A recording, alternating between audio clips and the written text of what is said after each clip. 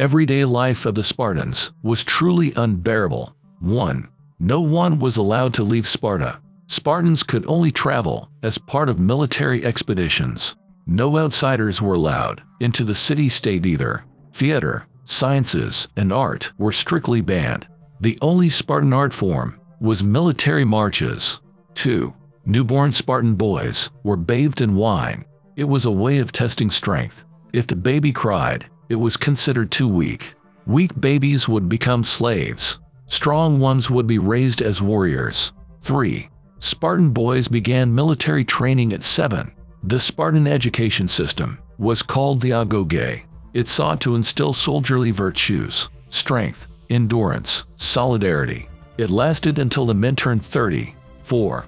Training conditions were deliberately harsh. The boys had to go barefoot all the time. They were rarely allowed to bathe. They had to wear just one cloak all year round. The boys also made their own beds of reeds. They had to rip them out of the ground with their bare hands. 5. Spartans only became full citizens at 30. That's when they completed their education. After 30, they were allowed to marry and hold public office. A married couple would be provided with a house. They were also issued slaves by the state. The slaves, called helots, were public property. They ensured that men had their time free for battle. 6. The smartest students joined the secret police. Most Spartan boys would become soldiers, but the best performers joined the Crypteia. Crypteia's function was to keep the helots subdued. Every fall, they would declare a formal war on the helots. The members of the Crypteia would hunt them in the streets. The Spartans believed this prevented slave uprisings. 7. Single men were penalized. Spartans were expected to multiply and produce new warriors. This meant they had to marry by a certain age. Bachelors were made to march naked in the winter.